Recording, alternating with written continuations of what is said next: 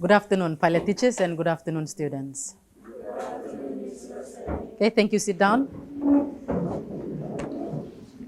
From the last lesson, we looked at information on weather, and you were asked to actually complete a table of which that table should show the different elements of weather, the instruments that are used to recording those different elements, and also I think you were asked to complete the unit of measurement for the different elements. Is that correct? Okay, we'll start off then our work today by correcting the table. And if you looked at the table, you had the different elements of weather, which are temperature, rainfall, cloud cover, cloud type, wind speed, wind direction, humidity, pressure, and sunshine. The second column that you were supposed to have drafted into your exercise book should contain a description. And from the last lesson, you also did correct the description to each of those different elements of the weather.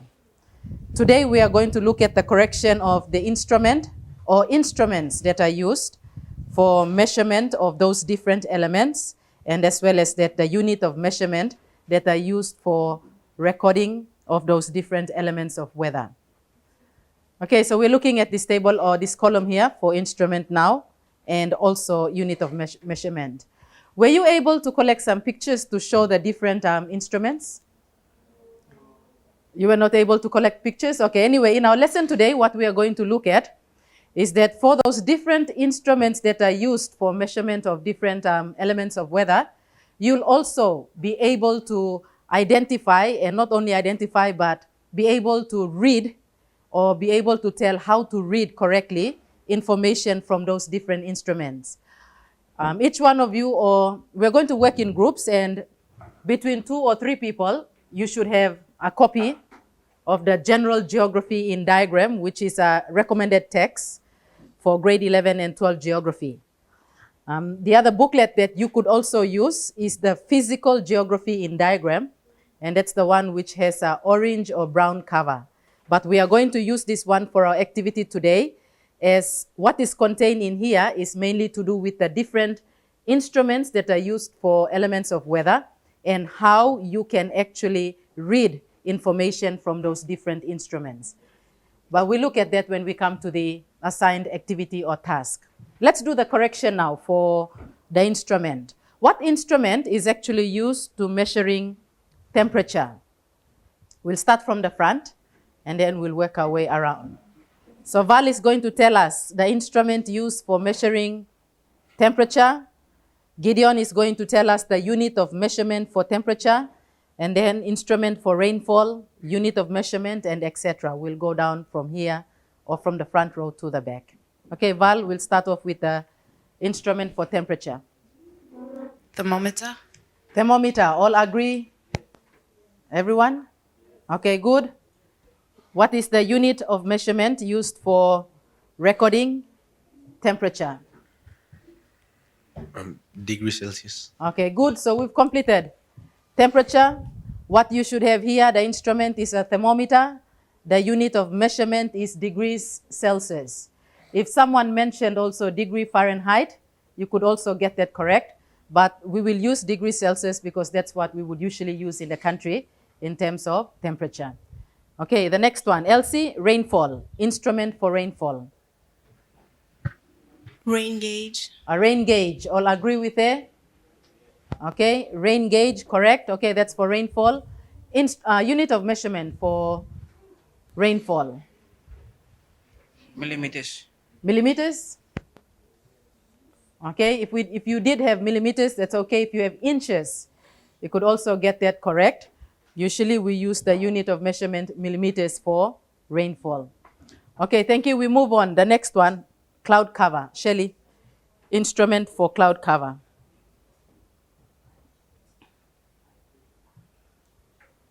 Pass, not sure. Francis, instrument for cloud cover. Observation. Observation, good. In other words, we'll have to use our eyes. So your eyes, you can put then an instrument for cloud cover. Catherine, unit of measurement for cloud cover. Fraction. Okay, fraction, very good. And usually in eighths that we use for measuring the amount of cloud cover. So perhaps if you all look out today, just look out quickly.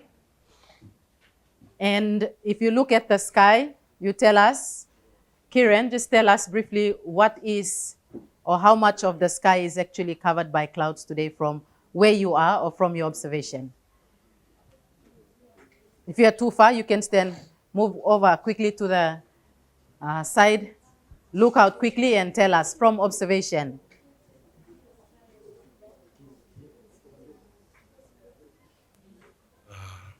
Seven or eight. 7/8? Okay. The class disagrees with you, so Shelley, what do you think? If we are saying we use our eyes to observe and also to tell cloud cover, then I'm asking you to look out and tell us how much of the sky is actually covered by clouds today. I'd say it's 0/8. 0/8, we agree with her? Yes. Yeah, it's a clear day today, hardly any clouds out there. So it's 0 out of 8. Okay, you can see some clouds? Maybe if we went right out to the outside there, perhaps we can have a clear view. But from where we are, perhaps 0 out of 8. A clear day today. Okay, good. So here, cloud cover, the instrument, we said our eye, and the unit of measurement in fraction, usually in eighths. Okay, good. Cloud type, instrument for cloud type. Salesi. Observation with the eyes. Okay, again, observation with your eyes. And if we did have clouds out there, then instead of unit of measurement then, we are going to use the names to give out what is the name of that cloud that we can actually see there. So instead of the unit of measurement now for cloud type, we then give the name of the cloud. For example, perhaps we are looking at cumulus clouds, the cirrus clouds. These are names given to the different types of clouds. And that is what you write down here instead of degrees Celsius or millimeters or inches and etc. Okay, good. We move on. The next one we are going to look at is wind speed. What is the instrument, Caleb? For wind speed? Anemometer. An anemometer, correct, for the wind speed. That's the instrument we use for that. How about unit of measurement? Kathy? Kilometers an hour. Okay, kilometers per hour we're looking at, or we also have kilometers or hours. For wind speed, we happy with that for the unit of measurement? No? Who disagrees with that answer? Wind speed, the unit of measurement? Okay, kilometers per hour is correct, or we can also have miles, correct, per hour, or we can have knots per hour, correct. So any three of those you could use, but usually we would give it in kilometers per hour. Okay, just like when we come back to temperature, maybe let's say for rainfall. Rainfall, once upon a time, measurements would have been given in inches. Today it is in millimeters. Similarly, wind speed, perhaps knots would be the unit of measurement used some time back. Today it would be kilometers per hour. Perhaps a lot of books and people who are out at sea, the captains of ships, etc., they would be used to maybe hearing knots per hour because that's what they have been actually trained to understand. Today we are teaching you the metric system, and then we are looking at kilometers per hour. Okay, all of those are still correct as long as we are able to convert and we know how fast is 1 knot or 10 knots and etc. Okay, the next one, wind direction. What is the instrument? Mason. Wind vane. A wind vane. All happy with the wind vane? Any other instruments beside the wind vane?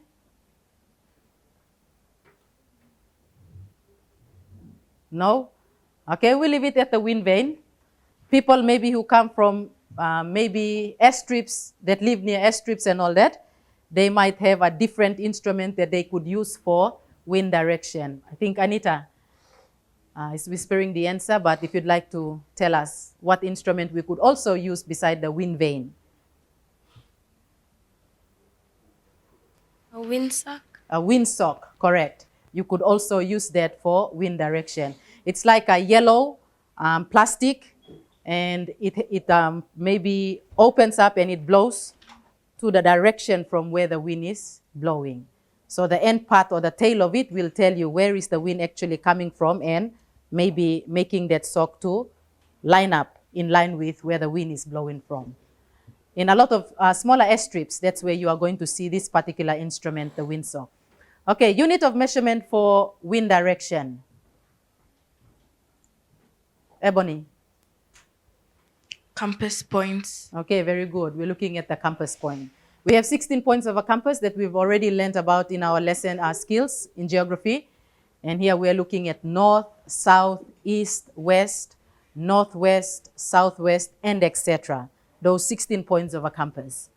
Okay, very good. That's completed for wind direction. We now move over to humidity. Gao, what is the instrument used for measuring humidity?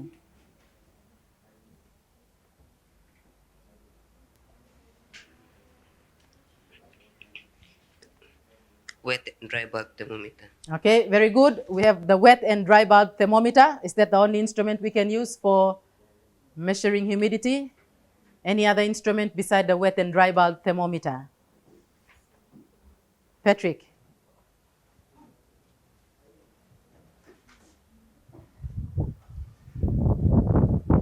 We all happy with the wet and dry bulb thermometer? Anyone from the class with any other instrument for humidity? None? Okay, maybe perhaps when we go through looking at the information from the book, we might be able to pick up the other instruments that we might not have mentioned in our lesson or correction today. Okay, we move on. The next one, unit of measurement for humidity. Percentage. Percentage. We all happy with percentage being the unit of measurement for humidity? Okay, good, that's correct. Now we move on to pressure. Luisa? Barometer. A barometer for pressure, we all happy with barometer?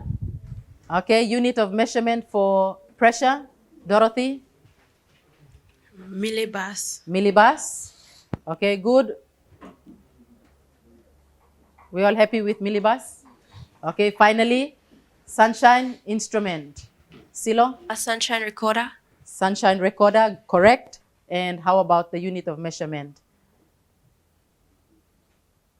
Unit of measurement for sunshine? We're passing, Anita? Time. Time? Time, maybe a little bit too general. We'll be a bit more specific. Hours, yes. It's in hours. We are looking at the hours that we have sun actually shining in a particular area. So we are looking at measuring what we call sunshine hours. So the unit of measurement then will be time, but in hours to be specific. Okay, the next task then, before we move on to discussion, and then I'm going to ask each group to present what you are going to discuss. And from your presentation, you will also be required to collect samples of instruments, if you can get those samples, and show to the class how we read information correctly from those different instruments. If you do not have a sample of the instrument, then you will have to construct diagrams or pictures to show the instruments, and then you label those parts of that instrument accurately for your presentation, and then we present or we show to the class, so that we are also helping each other on, if we did have that particular instrument, how can we read to tell us what was the pressure like at that time? If we had perhaps the instrument for rainfall, how do we read that instrument so that we know this is how much rain that fell at that time? And that's what we are going to work on next. But before we do that, I have collected some samples of photographs or pictures of the different instruments. I'm not going to go into the explanation of those, because you will be discussing and then coming up with the explanation of those for our presentation in the next lesson. Okay, we look at some of the instruments that you can expect to find in a weather station for collecting all of those information for the elements of weather. We start off, first of all, by looking at what we call a Stevenson screen. It's a box that contains some equipment inside, and this particular box serves as a very important purpose for the weather station. Okay, one group will be told to explain the purpose or the use of the Stevenson screen to the class from our discussion. But here is a sample of one. The photographs or pictures are courtesy of the weather service station in 7 Mile, Port Moresby. Okay, inside the Stevenson screen, as pointed, the person responsible here is actually pointing to the different instruments which can be found inside this particular screen, the Stevenson screen. Okay, some more of those different instruments inside the Stevenson screen or box: the maximum thermometer, the minimum thermometer,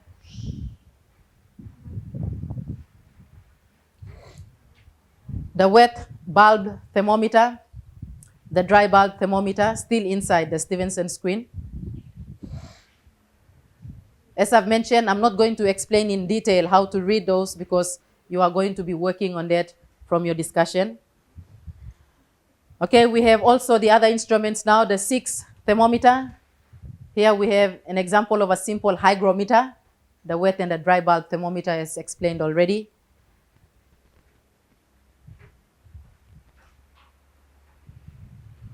Here we have mercury inside a vacuum glass here, used for perhaps measurement and measuring of air pressure. And again, here's a sample of an instrument that can be used for air pressure, measuring air pressure. In your groups, again, you're going to be discussing and also explaining to the class how we can actually read information from this type of instrument. A hygrometer inside a Stevenson screen. That's the equipment here. Okay, then we have the mercury barometer. That's a sample of it. Perhaps not very clear, but for those students who are going to be told to work on the mercury barometer, if you are able to get a sample, you can show to the class. Otherwise, we'll have to construct very good photographs or pictures to show that particular instrument and how it operates. A rain gauge.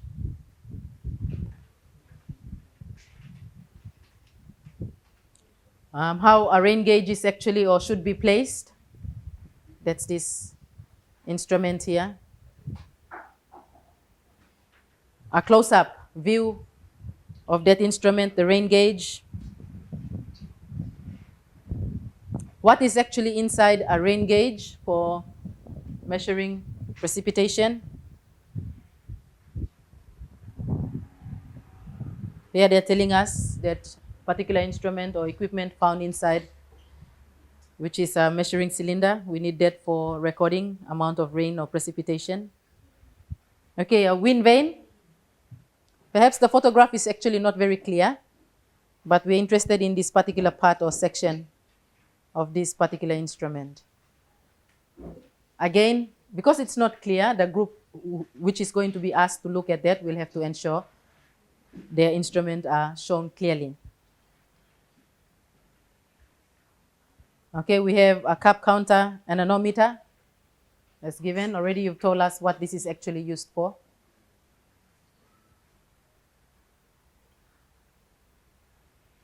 A summary diagram of cloud types. Again, the group that is working on clouds will have to also be able to tell us the different groups of clouds and how we identify one from the other. Here we have perhaps a cross-section, and from that cross-section, it also gives us a good idea on what type of clouds are low clouds, medium clouds, and the high clouds. Okay, some photographs or pictures taken of clouds in and around Port Moresby. If we are able to identify, then we can be able to tell the name of this cloud here. It's mentioned already here. Those are samples of cumulonimbus clouds. The cirrus clouds, as shown here. The cirrocumulus clouds.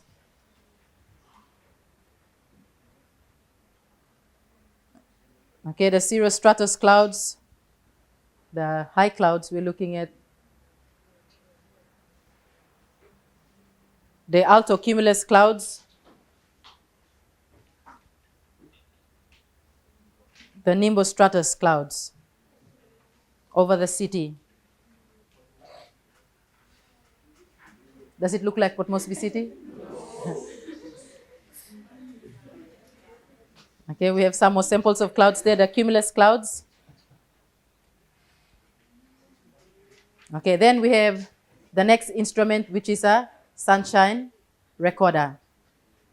You can see the glass out here. Okay, from close up, it's also referred to as a Campbell stroke, the sunshine recorder. And a close-up view of the other parts to this particular instrument. Then you can see the section here measuring sunshine hours. And for those students who will be required to discuss on how to read that, will have to also inform us. How do we read information from this type of instrument? Again, a close-up view of the Campbell stroke or the sunshine recorder. Okay, with all of that, note now our task. Our task is going to be in groups of 4s. We are going to look at the different elements of weather and the instruments that are used, and you will be required now to present information to the rest of the students on how do we actually read information using the different instruments that we have come up with that are used for the measurement of elements of weather. There are 33 of us in the class today, and if we had to double check on the elements of weather, we had 9, is that right? 9 elements. Okay, if we divide 33 into 9, what will that give us? About 3 students per element. 3 to 4, some groups may have 4. Okay, where we are seated, let's check. We have 3 students at the back, that's okay, 3 there. Perhaps one of you will have to come with these 2 students here to make it 3. We have 3 there. Dorothy, you'll have to go back to Silo and the group there. And perhaps the 4 of you, you can stay as a group of 4, and we have a group of 4 here. So here goes. This is group 1, group 2, group 3, group 4, group 5, group 6, group 7, group 8, and group 9. Okay, group 1, we are going to look at temperature. Remember the way in which we went down according to the elements? The elements are listed from number 1 to number 9. Okay, check your books quickly. The first element is temperature. Group 1, you're doing temperature. Group 2, precipitation. Group 3, cloud cover for group 3. Group 4, cloud type. Group 5, wind speed. Group 6, wind direction. Group 7, humidity. Group 8, pressure. And group 9, sunshine. Okay, here goes. That's what we're working on now. I'm going to give you 5 minutes. And in your 5 minutes, I'd like you to see if you can discuss around what you are going to do. You plan what you're going to do, and our presentation will be tomorrow or in our next lesson. If you need markers and charts, you can come and see me to give you the markers and charts. And if you need to borrow equipment from the science lab to help you with your presentation, you'll have to make prior arrangements with the head of science department. 5 minutes then for your discussion, and then we will finish off our lesson for today.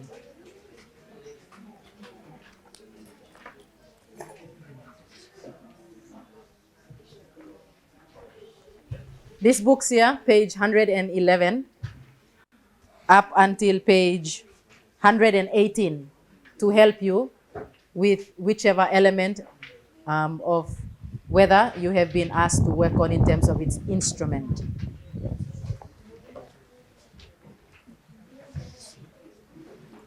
Okay, we have only 5 minutes for a discussion, so you plan how you are going to present your information.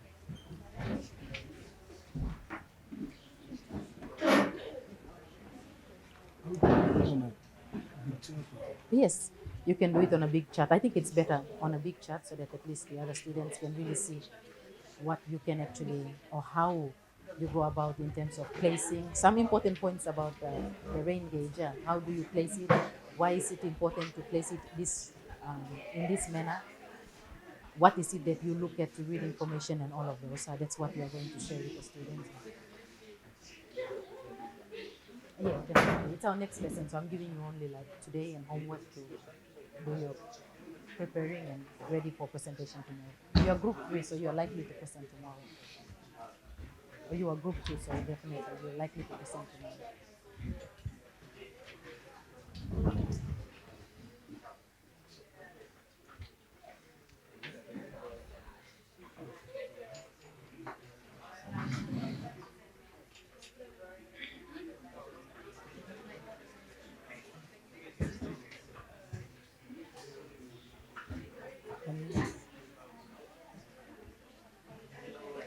Oh yeah, definitely. We're going to first of all look at what is a sunshine recorder. If you'd like me to show have the picture ready for you when you present, no problem. And then you can point to what that instrument is and the different parts to it. And then you're going to also explain to the class, how do we read information from a sunshine recorder? Do you know how to read the information from it? That's why you have to research on, so that when you find more information, it will help you tell the class, because I'm pretty sure a lot of students don't know how the information is taken and read. So if you look at that diagram again, if I had shown you, you will see that what happens is the light comes through, it penetrates into the glass, it hits up a certain point in the glass, and then there is a carbon or paper that they put along the side. And it's the paper indents that will tell you for how. Are you okay with your? Do you know exactly what you're supposed to do for the presentation tomorrow? Of course, you will present the information tomorrow.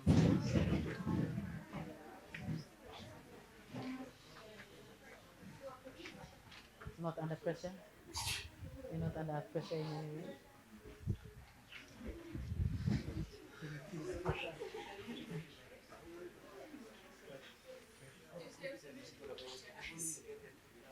Um, it's the instrument. Remember, I said you look at the instrument and how do we read the instrument to tell us the pressure for the day. That's what we are doing, because we've done the description already. We've done maybe the unit of measurement already, and for us to look at the instrument and how the instrument is read is what we will do the presentation. Yes, mainly the instrument of pressure. But if you have like, say for example, any other points which I have not made, and you'd like to make note of it because it's important, then you are able to stress tomorrow in your presentation. So that's what you're going to work on. If you need charts and markers, you come and see me.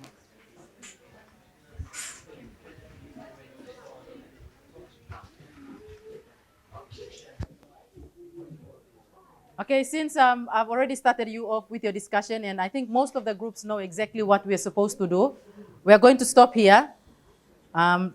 Like I have mentioned already, if you need charts, come and see me.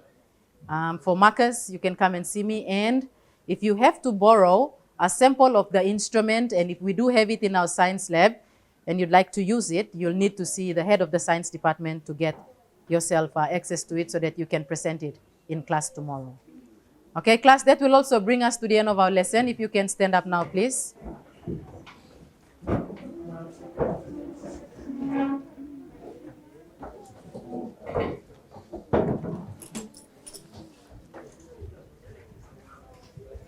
To the pilot teachers, our keyword for lesson 97 is humidity. Good afternoon and thank you, students.